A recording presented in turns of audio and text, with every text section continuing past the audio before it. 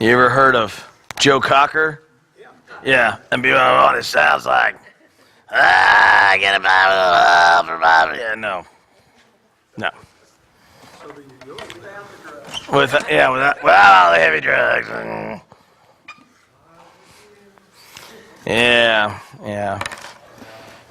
I don't need to give myself PTSD from my own singing. I bet you can't guess where we are. Right, Miss Van? That's 14, in case you haven't figured that out. You know something, 10-4? 10-4, I'm sorry. You were using CB lingo. I had to think about it for a minute there. Yeah, I could see her being a trucker. Long haul over the road. Was that you, Ms. Van? Your handle was meanness?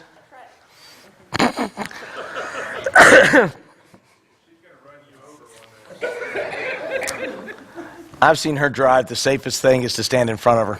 I've seen her on the motorcycle. That would be a real easy.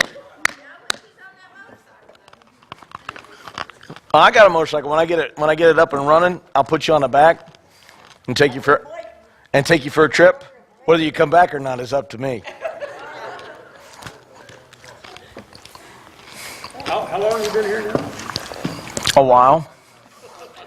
I forget. Time flies when you have when you're having a good time. But you're still going to get that bike running. Well, no, it was running up until about January of last year. Actually, it was running all the way through the year, but it wasn't tagged. And so I was like, no, I'll get it tagged. And then we had that springtime deluge. And I know that there are some people that ride motorcycles in the rain. This is free for the rest of y'all. What happens? Yeah. We call those people organ donors. I don't ride in the rain unless I have to. And when I mean have to, I mean I was riding and it was sunny, and then God decided to pelt me with some rain. And then I put on my rain gear if I can't find a restaurant to pull into and stay. So that was free. It was just totally free. That wasn't a rabbit. That was free. It would have only been a rabbit if I brought it up. They brought it up. I answered the question. And I hadn't even started yet, but we are in 1 Samuel chapter 24. Starting in verse 1. We'll read 22 verses. Well, I'll be reading them. I want you to read along. When Saul returned from following the Philistines, he was told, "Behold, David is in the wilderness of En-Gedi." Then Saul took 3,000 chosen men out of all of Israel and went down to seek David and his men in front of the wild goats and in front of the wild goats rock.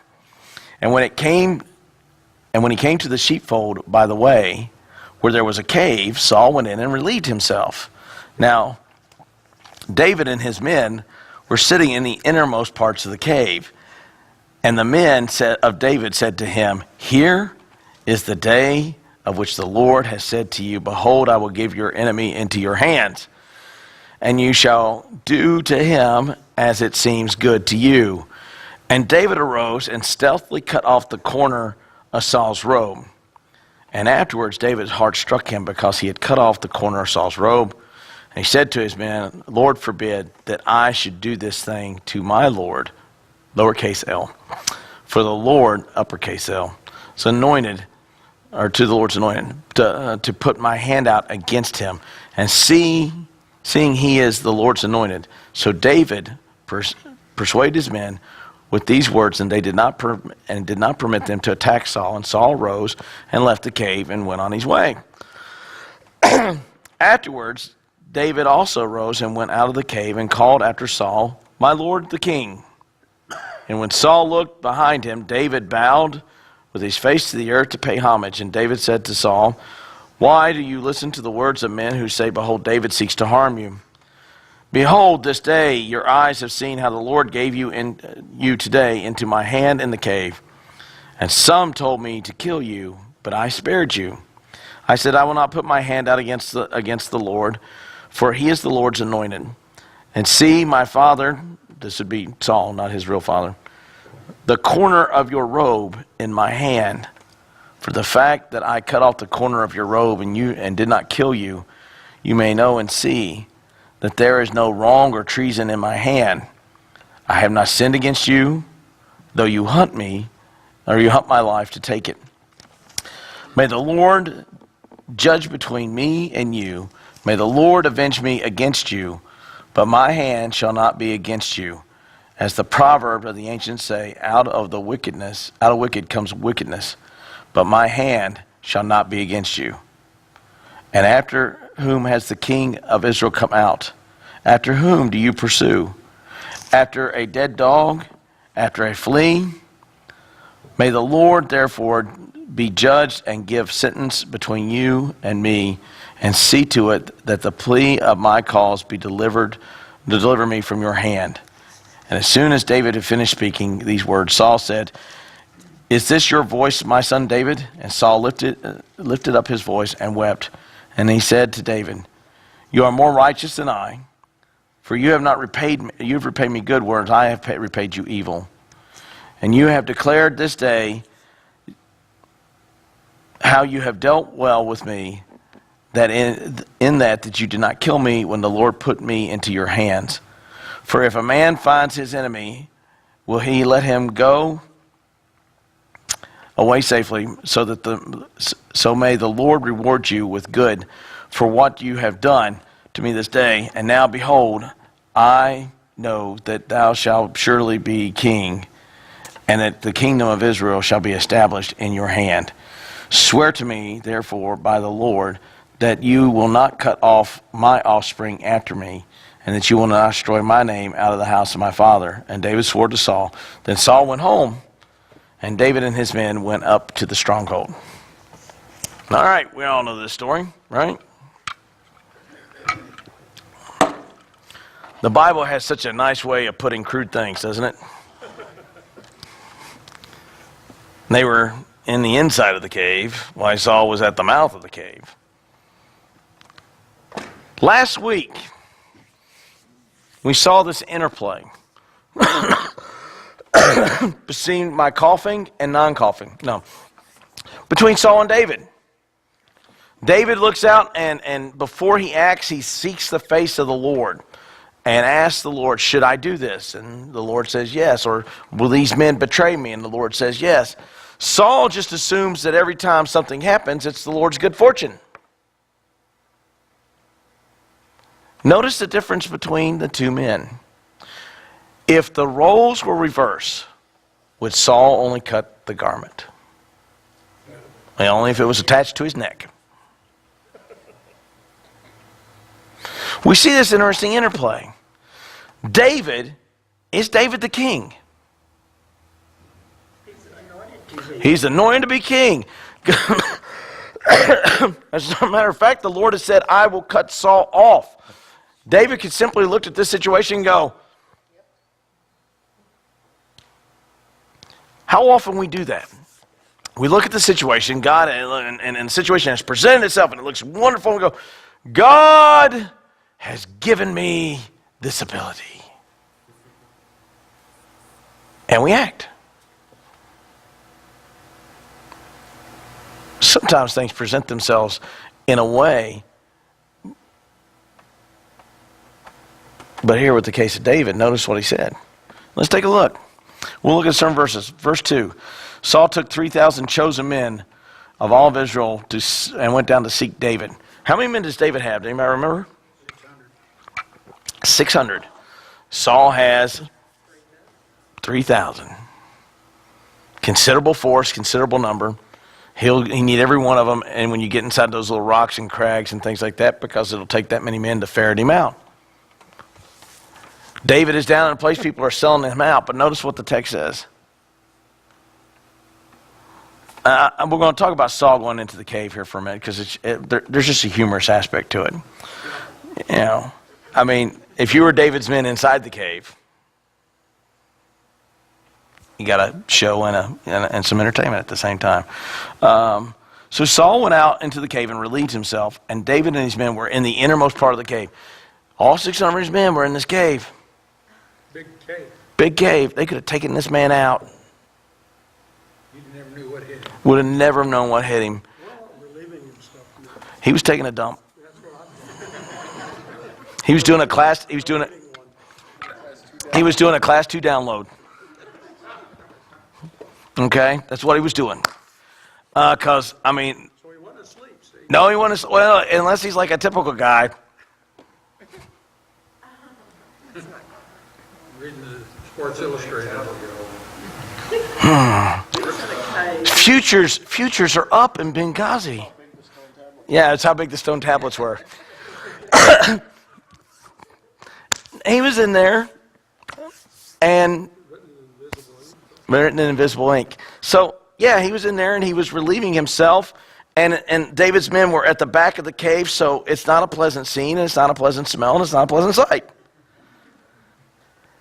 I don't know what possessed David to say, I think I'll sneak up and cut his garment while he's doing number 2. To me, I was like going, you've got to be mad. I mean, seriously, I'd just knock him out with a rock and then take his clothes. I mean, come on. But that's what David chooses to do. Saul was a big guy. He was head and shoulders over everybody else. So David cuts the corner of his robe. But notice what happens when David does this. Check this out. Notice the men are like going, hey, God has put this man into your hands. Sometimes our friends kind of like to speak for God. I was telling somebody the other day, God gets blamed for a whole lot he just don't do. It looks like it's from God. It looks like it's the right thing to do. It looks like the godly thing to do. It has all the look. But what did David do in chapter 23 before he did anything? He inquired of the Lord. This time he goes down, and what happens? Let's take a look. He cuts off the corner of Saul's robe. And within a minute of doing it, afterwards, very quickly, his heart sunk. His heart sunk because he knew that what he had done is improper and against the will of God. He reached out his hand against whom? The anointed person of God, the king. Now David is anointed too. David could have just taken this guy out and said, I'm the anointed king. Samuel anointed me king. Dave's already told me that Saul's kingdom is to be cut off. Maybe it is by my hand. Now here's the thing. David carries this through, and when we get over into 2 Samuel, David kills a man because he had the guts to kill the king. You think Saul would have thought twice about touching the anointed of the Lord? He's been trying to pin this boy to the wall since he got dunked with oil, right? It's a good thing his targeting acquisition radar is on the fritz, because that brother couldn't throw a spear straight if he wanted to. Well, God wouldn't let him, even if his acquisition stuff was going. That's right. David had Goliath's sword. What he did, that sucker must have been like 6 foot long. Well, I mean, I doubt he used Goliath's sword. Probably by this time, David's had enough time to refit and rearm because these men are with him now.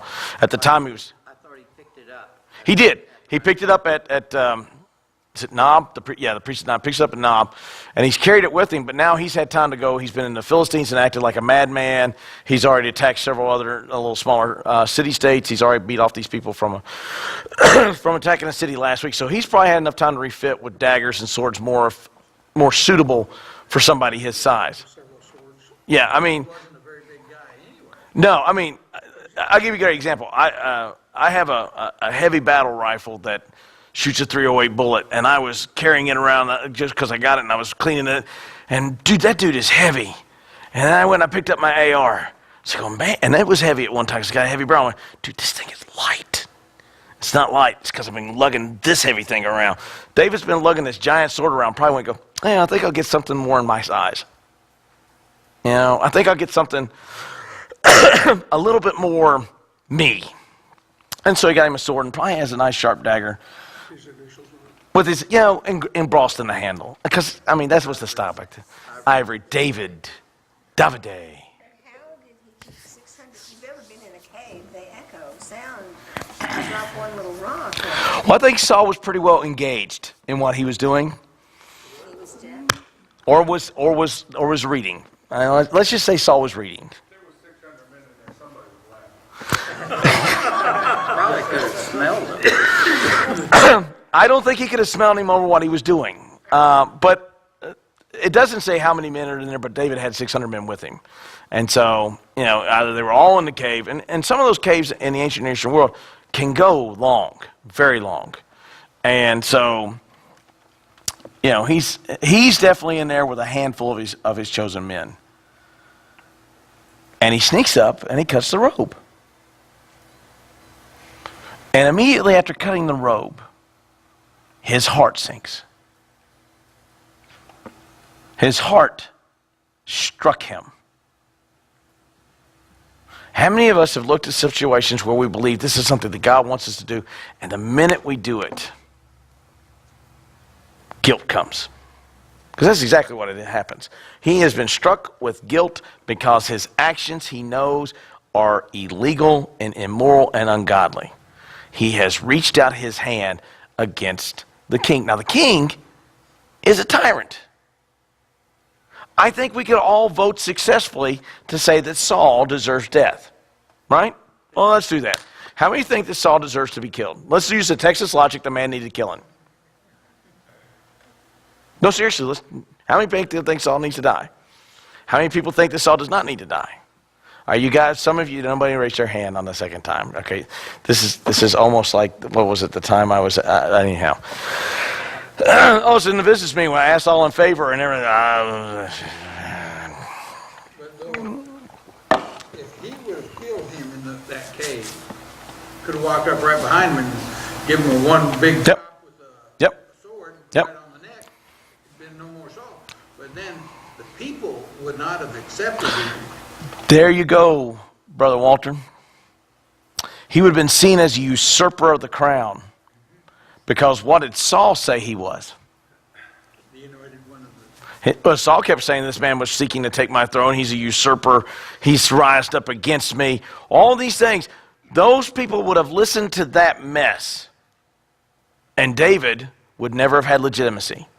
Even though Samuel would have said, no, I anointed him as king. The temptation to strike against other folks is easy. There are people that love to stir up strife and conflict and division and everything else and reach out and try to harm one another. Well, didn't they? The people were demanding. The people wanted a king and they got it. Because what does Samuel say to the people? You will have a king like the other nations.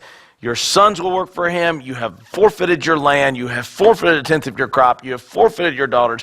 All these things. And they got it. And now look at David. Well, look what happened when Jeroboam became king. Mm-hmm. The people said, lighten our taxes. That's right. That's right. And he listened to the young men and said, my pinky will be bigger than my father's waist. Essentially, if you thought my dad's taxes were heavy, you ain't seen nothing. Causes a split and causes the kingdom to divide and tear together. Or tear apart. Tear together. I don't know how you tear together. I went to public school. I think too, at this point in David's life, God called him a man after his own heart. I think he really was seeking to be godly. And then when he had sinned and he realized it instantly, Yeah. as we do realize it instantly that we should have done whatever it is that we did, then he mourned that. Absolutely. Because he was God's man. And just like, and you see this when Nathan comes and hits him. Yes. Saul builds this elaborate sin, and I don't want to give it away too much because you won't show up for the 2 Samuel part. David believes he's gotten away with it and no one has seen. And Nathan weaves a web to trap him. And it's not malicious. It's to get David past the denial. And David gives a command and says, this man shall surely die. And Nathan goes, he thought he got away with it. Nathan goes, well, consequently, you're him. Actually, the Hebrew translation is, you demand. You demand. That's how the Hebrew translates. You demand. Which apparently they spoke street back in Hebrew days. Yeah, they were probably ratcheted back then. Believe that was ratcheted? Believe that? I don't know how we got that. Anyhow, pow, pow, pow. Now that was a rabbit, Chris Lusk. But you see that even when Nathan comes, immediately he is heartbroken, right? And you see this, and this is the difference, I think, between, and why David is the premier king and the one by which all the kings are going to be measured against, is because when he sins, he is heartbroken. When he sins, he recognizes that what he has done is sinful. What his men would have said, dude, kill him, kill him, kill him, kill him, kill him, kill him, kill him, kill him. You have the right to kill him. You're the king. This guy's the usurper. Kill him.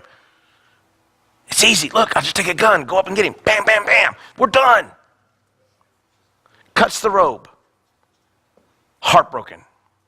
Cuts the robe. Guilt-ridden. Why? I have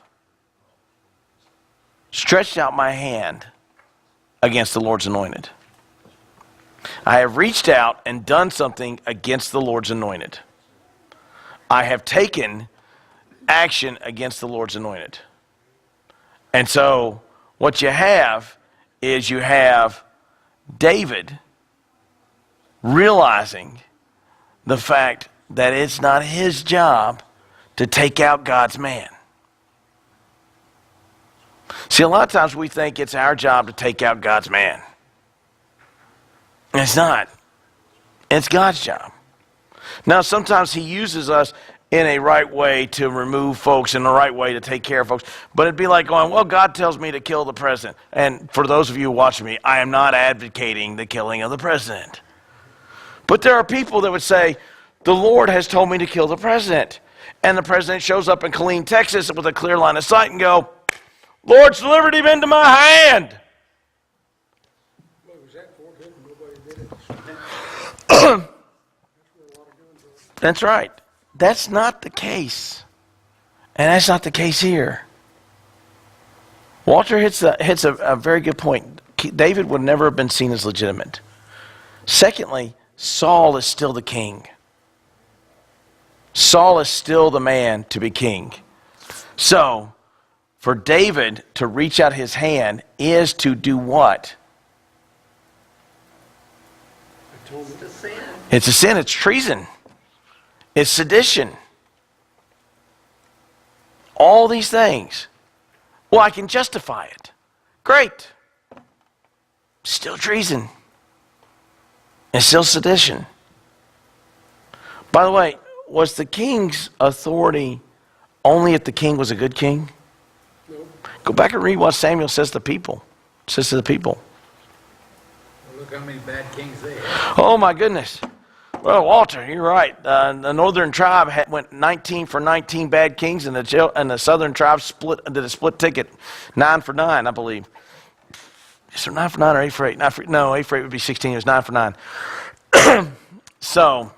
But every one of them, a bad king or a good king, they all had feet of clay. They did. They did. They did. And I think what you see with those is you have the frailty of the human condition. I have seen people that should never been put in charge in the army who were in charge in the army. And many of you can attest to that, am I right? I have looked in it, I've walked in and go, oh, hi, you're in charge. Where's my 4187? Request for transfer. We have seen people who are stealing air, right? We know these people, and sometimes they get in charge. And they make life miserable for everybody.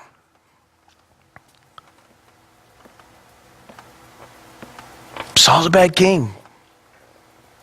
Saul's a rotten man. Saul was still God's chosen man.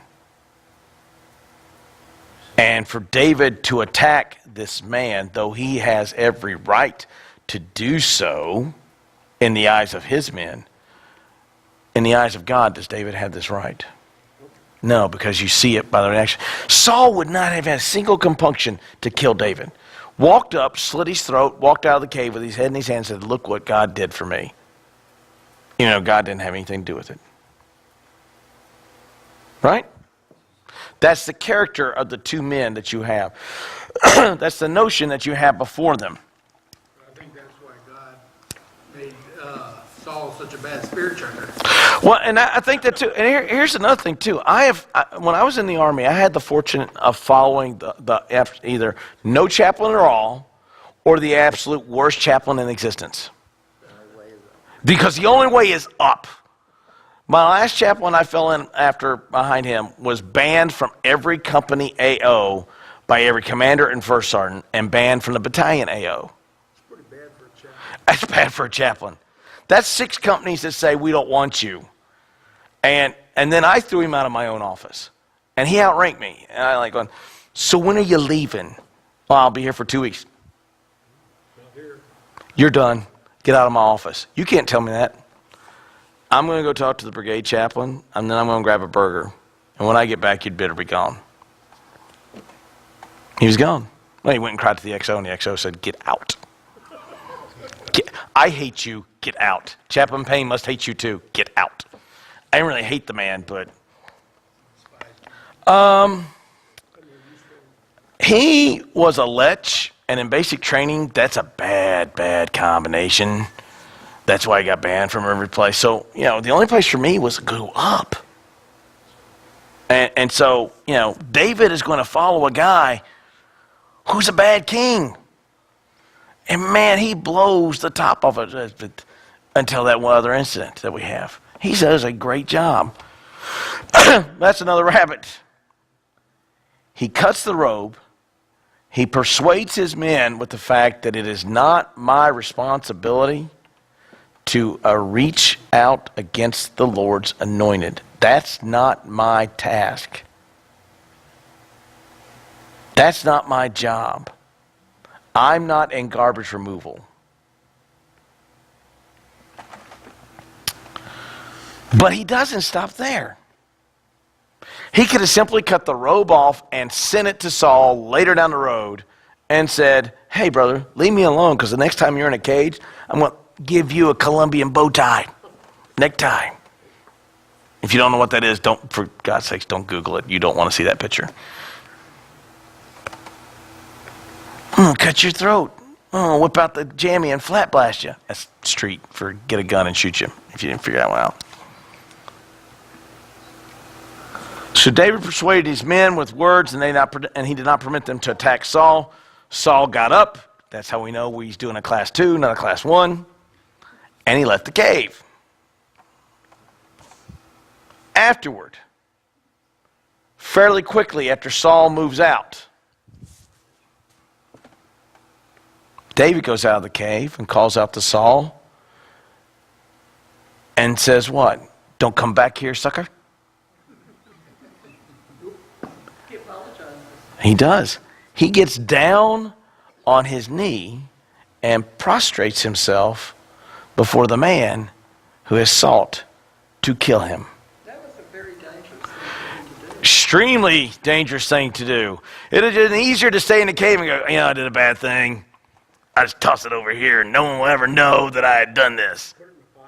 I'll dig a hole, burn it, bury it, and then I'll burn the shovel and bury it. No trace. Very dangerous thing. That takes a lot of commitment in the Lord to go out to the man who has sought to kill you at every turn and then instigate.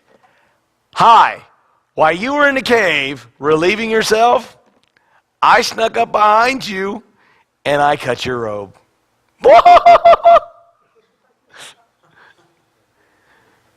That has the potential to go totally wrong very quickly. But notice what God does. Notice God's protection. See, David doesn't have to take Saul out because David is protected by whom? God. It said so last week in chapter 23, right? The Lord will not allow Saul to capture David. Or hit him with the spear. When Saul got close and they were on two mountainsides, the Lord sends a natural enemy to attack Israel, the Philistines, and Saul has to withdraw.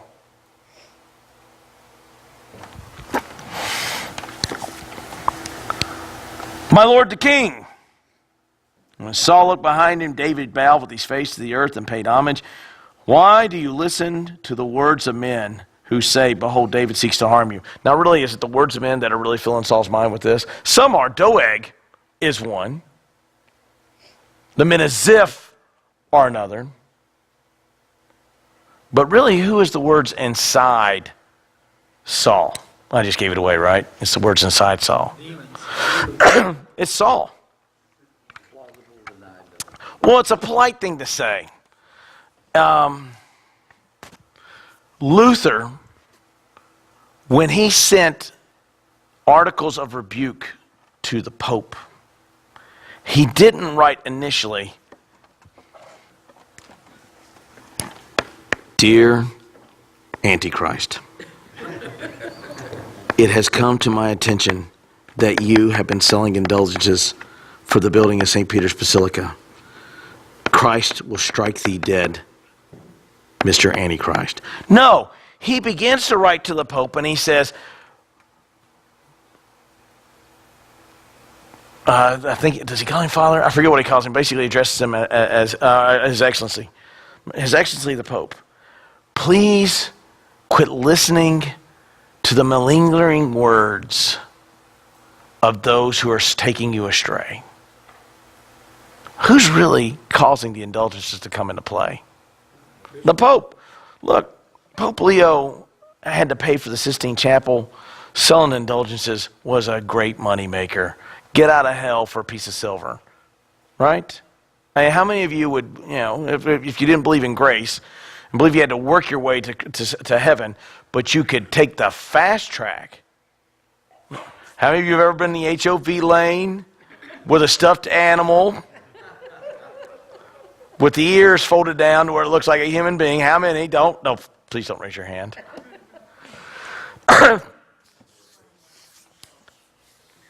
We like the easy way. But Luther doesn't say, hey, heretic, you're selling the indulgences that are absolutely have no founding in Scripture. He addresses it as though it's other men that are poisoning the mind of the Pope. Why? He's not seeking to do direct confrontation. He's seeking to bring about change, reconciliation. My Lord, please quit listening to the voices from outside men that are poisoning you against me. Behold, this day the Lord has seen, your eyes have seen how the Lord gave you today into my hand in the cave. You, my Lord, lowercase l, were placed into my hands, uppercase L. I could have taken you out and left you there, and no one would have known.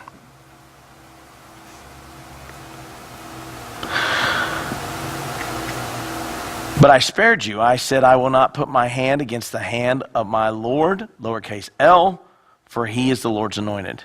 See, my Father, again, a statement of endearment, familiarity, family tie. Because he is he's his father-in-law, is he not? That's right. Language that basically says, though I should bear a grudge against you, though I should be someone that attacks you, I bear you no harm. I could have killed you. I treat you as a father. You are the sovereign of this land. I am your servant. I have spared you. The corner of your robe is in my hand. For the fact I cut off the corner of your robe and did not kill you. Now that's close. Have you ever been close to being killed? It's a very sobering thought. I never was close downrange. There's a couple of times that things got a little weird. But when I was a machinist, I came close to about 3 times. One time I was working with some sandpaper to bring a part into tolerance and to smooth up the tolerance. And this machine is spinning about 3,000 RPMs, and this thing will not stop with whatever gets in it. And the sandpaper came around, and it wrapped around my hand and tied it to the spindle. And I can't reach the emergency stop. And if it tightens anymore, it's going to pull me in and wrap me around that spindle. And my hand slides out. I sat down for 20 minutes, and I was white as a sheet. I was thinking, man, this is going to be one ugly mess for them to clean up, it's going to be painful for the first 3 seconds. Another time, I was cutting some bar off on a chop saw, and it was a long piece, and it rolled into the blade of the saw, and it shot up and put a hole in the ceiling, and it came right down, and something knocked me out of the way, and it speared in the floor right where I was standing. I again had to sit down for a few minutes and get control of my nerves. Fortunately, I had pretty good retention of other areas, but I'll let you figure that one out. It's a little unnerving. Proximity to death typically unnerves people. Saul was probably a little unnerved here. And when I was defenseless, this guy could have taken me out and nothing. Notice the interplay. And the sad thing is, Saul will leave, and here in a few weeks, Saul will be right back at it. I did not kill you. You may know and see that there is no wrong or treason in my hand. I am not going to raise my hand against you. I am not a treacherous individual. I bear you no harm. The ill will is all from your side. Have you ever been in a situation where you have tried to take the high road repeatedly and the person continues to persist in taking the low road? It's hard taking the high road. It's also dangerous. We see this here with David. Verse 12, may the Lord judge between me and you. May the Lord avenge me against you. Somebody asked me, it was you this morning, about a special type of prayer. There's a prayer called imprecatory prayer. And a lot of times, a lot of people want to whip that bad boy out as the first club out of the bag because it's cool. That's when you ask the Lord to destroy your opponent. Lord, I do not like the person in front of me in the left lane. I don't usually have my eyes closed while I'm driving because that guy will stop, but the speed limit is 75, and he's doing 40. I ask, Lord, that not only do you smite him, but you obliterate his car so I can pass through and get to 75, 85, 95. I'm just doing the speed of traffic. That would be imprecatory prayer. We kind of like that because, man, that's like spooky powers. God, kill that guy. The problem is, it's usually a last resort method. It would be weird. Do you see David praying imprecatory prayer against Saul the first time he throws the javelin? Lord, the next time he throws the javelin, let it boomerang, it spear him, butt to the wall. No. This is after a prolonged period of Saul pressing him, and then look at how it's phrased. May the Lord be my judge and avenge me against you, because you are the ones continuing in hostility against me, even though I have done you no wrong. There's no malice in my heart. There's no activity that's going on. But my hand shall not be against you. I will not cause you harm, but I am asking the Lord to step in and take you out. This is a mild form of it, but this would still fit in the concept of an imprecatory prayer. After whom has the king of Israel come out? Am I someone that you do need to pursue? No. I'm not a threat to you. I'm not a seditious person. I'm not a rebel. I have been your best commander. I have been your best general. I have been your personal bodyguard. I have been your personal attendant. I am still your son-in-law. I am your son's best friend. Am I a dog? That's just the same thing that kind of that Goliath says, am I a dog that you would come out to greet me? Now, it's a different context. Goliath thought that he was all that in a bag of chips. Am I a dead dog? After a flea? Well, it's not am I, but after a dead dog. After a flea? May the Lord, therefore, judge and give sentence between me and you, and see to it and plead my cause and deliver me from your hand. I'm asking the Lord to do what I cannot, because whose anointed is he? He's the Lord's. I can't touch this man because he is the anointed of the Lord, but the Lord can sure touch this man. Give me a sentence against him. Give me a verdict against him. May this man stop what he is doing, or Lord, you do what I cannot. And Saul lifted up his voice and wept, and he said to David, brilliant words, you are more righteous than I, for you have repaid me good, whereas I would have repaid you evil.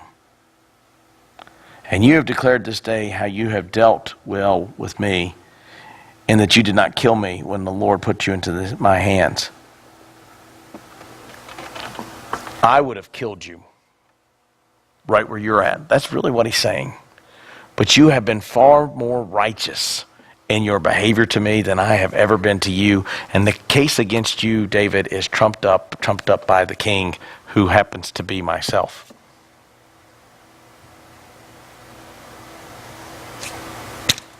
You see the two natures of the men. Saul admits, and he has a moment of lucid thought where he's not, I believe, being persecuted by the spirit that comes upon him, and goes, I have been totally unrighteous to you.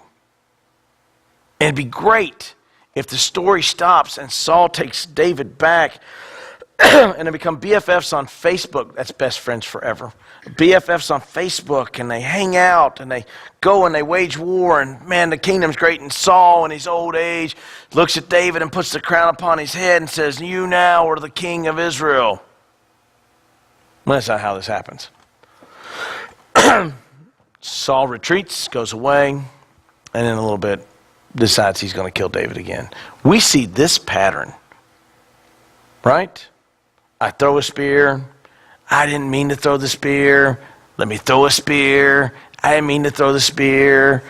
Let me kill you. I didn't mean to kill you. Jonathan sticks up for me. Now I'm going to kill Jonathan. I didn't mean it. I mean, this is like a bad case of like Snapped. Where's Delight? She's not here. Clark, tell Delight she needs to watch Snapped. All right.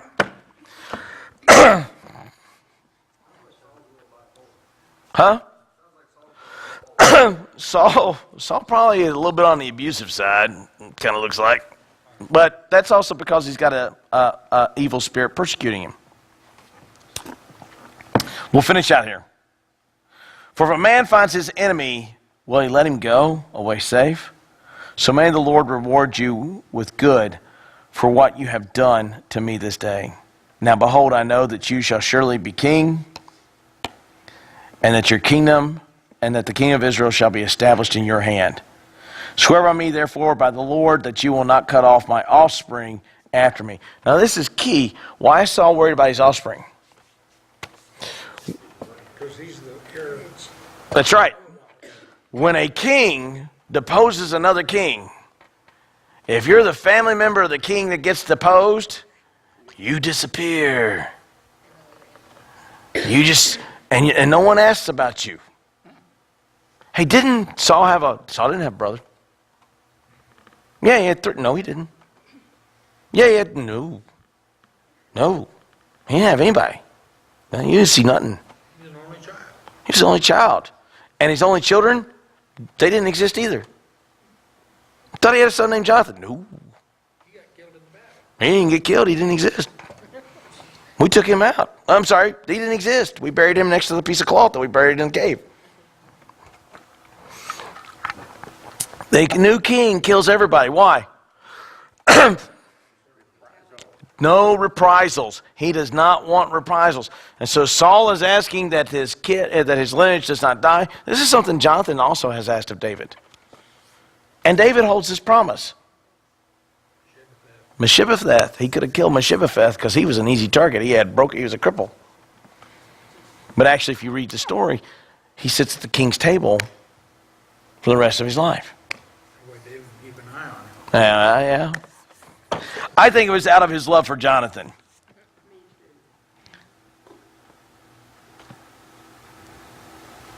So that my name is not destroyed out of my Father's house. Lineage to the Jews are very important. Especially when they go in captivity. That's why they write it down. That's why when you get into this whole thing in the captivity of, and this guy beget, and this guy beget, and this guy beget, and this guy beget. What seems to be monotonous information for you is vital information to the Jews, which is why when Jesus comes along and you get the same lineage recording in both Luke and in Matthew with certain differences, and we look and go,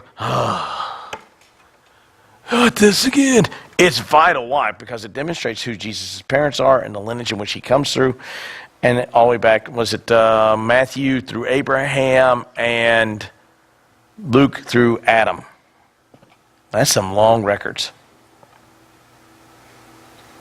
And David swore to Saul, and Saul went home, and David and his men went to the stronghold. And everything ended peachy keen. No. For the time being. David was allowed to escape. Do we see the parallel between the two men? I mean, this last 2 chapters really demonstrates the striking difference between the 2 men. One would have gutted David like a stuck pig and not thought twice about it, and then declared, this is the thing that's the kicker, then declared that God did it. The other man cuts the robe and realizes that he was violating the will of God. You see the difference in the hearts of the 2 men. Massive difference. The church has folks like this. Oh, this is God's will, and people act on that. And then others that have a good tie-in to the will of God, and when they do things that they know to be wrong, are so heartbroken over it. I think Saul, if you were to pull this story forward, he would be a Christian in name only. Because does he exhibit any godly aptitude? Not a bit. And he admits it. David is heartbroken at every opportunity where he has these engagements. Questions? If you have them, I'll be taking a cough drop.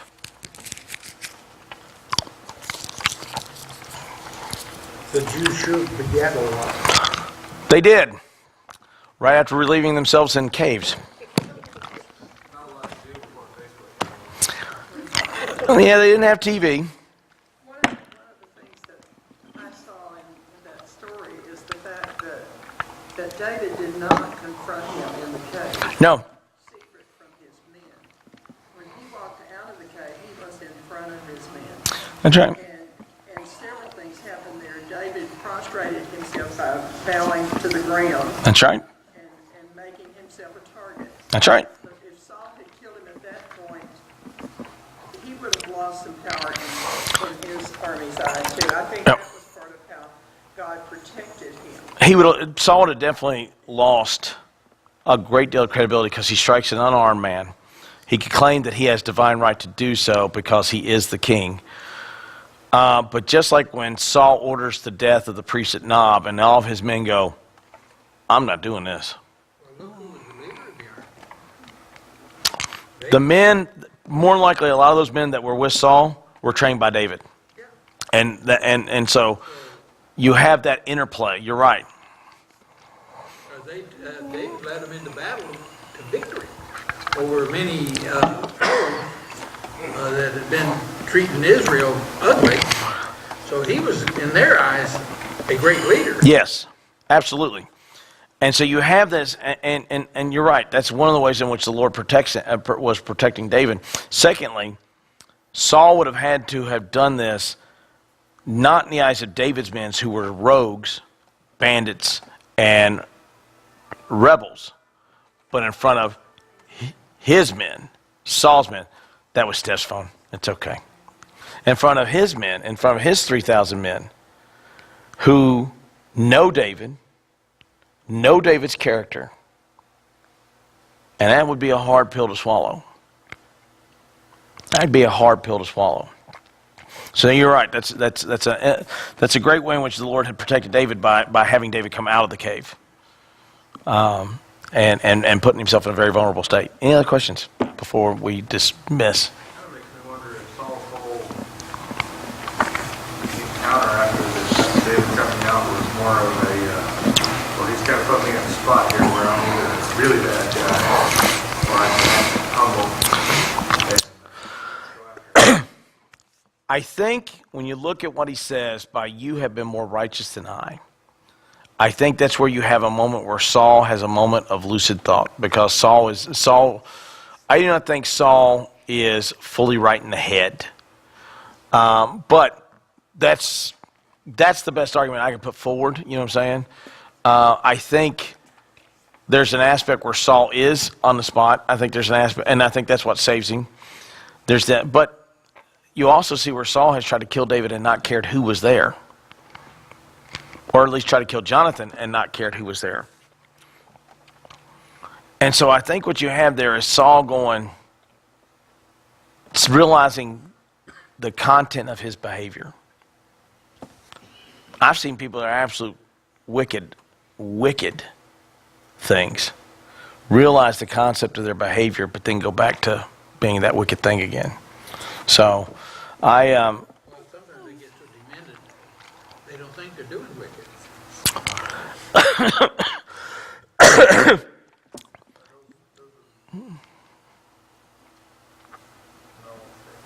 Okay.